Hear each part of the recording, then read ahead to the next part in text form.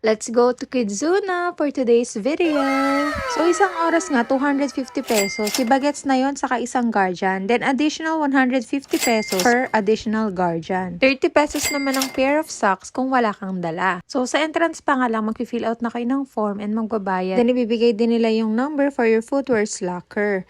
And if in any case naman na marami kang dala, pwede kang mag-avail ng bigger locker for 100 pesos. Pero deposit lang yun. Ibabalik din nila once na lumabas kayo and ibalik mo yung susi. Pagpasok pa nga lang namin dito sa Kidzuna, ay halos hindi na kami pansinin ni Kiyo. Parang walang kasama, gustong magtatakbo kung saan-saan. At dahil nga tapos na ang holiday break, at may pasok na naman nga kinabukasan, pati si Kiyo balik kumon na din. Eto nga at nag-fam date muna kami. At syempre, ito lang naman ang patunay na hindi lang mga bata ang nag-e-enjoy dito. Ako kasi as a child, hindi naman kami nagpapapasok sa mga ganito. Bihira nga kami makapag-mall. Hanggang palengke lang, Zay. Yung tipong isinama ka lang dahil naghahabol at naggugulong ka sa kalsada.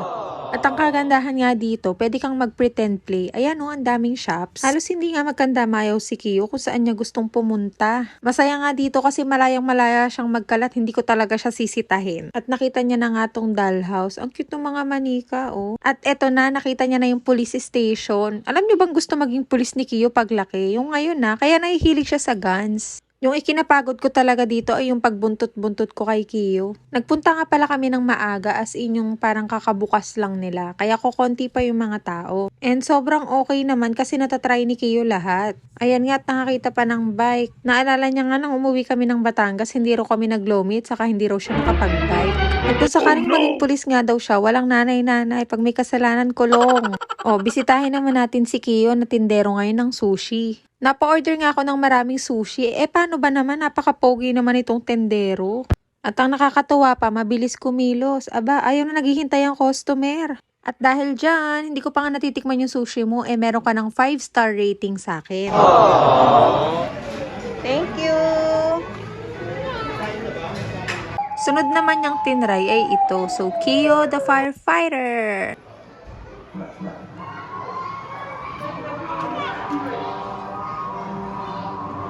Nagpunta na nga muna kami dito sa may burger shop. Aba, malay nyo naman, magka-negosyo kami ng ganito. Yeah, and french fries and burger. Wow, I want burger. May gulay I want gulay. Yeah. Okay. This one. And bacon, and Ito, oh. bacon. This one. Yan. And tomato. And tomato. Yan. Oh, thank you. Ay! I like coffee. Yes. Yes. Let's go. Doon lang ako. Okay. I like coffee. Ladies done. How much? Thank you very much. Bayad. Okay na, okay? Yeah.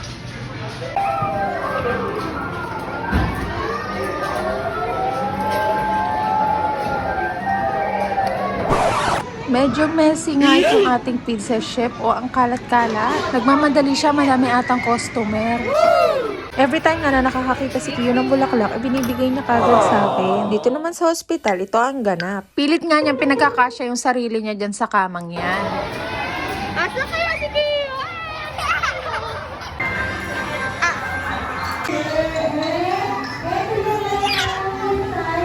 Mas gusto ko naman talaga si Kiyo nakikitang naglalaro, no? Apakasaya din naman talaga niya kaysa naman nagtatablet lang sa bahay. Ayaw niya nga subukan to pero napilit ko siya. Pero ang totoo, galit na galit siya sa akin nung nalaglag siya dyan.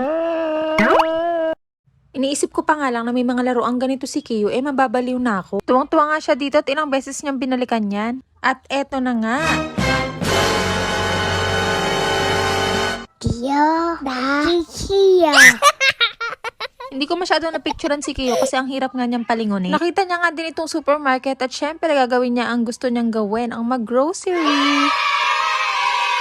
Super nakakatuwa naman talaga at feel naman ni Kiyo. Favorite nga pala ni Kiyo ang apple, watermelon at syempre corn. Ito na ang kitchen. Sa bahay, marami ring toy si Kiyo na pang kitchen kasi gustong-gusto niya yung mga nagluluto-lutuan. Tuwang-tuwa siya dito, may microwave oven tsaka refrigerator. At syempre naman, kailangan makapaglaro din ng mami. Medyo makalat na rin nga pero maya't maya rin naman nag-iimis sa mga crew ng Kidzuna. Makalipas nga ang ilang minuto ay may napulot kaming bata.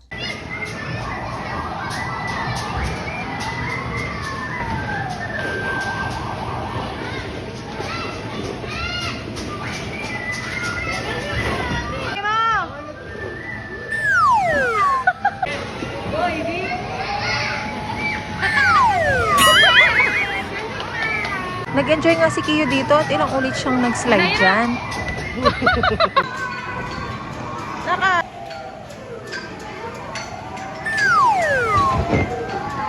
Ginagawa?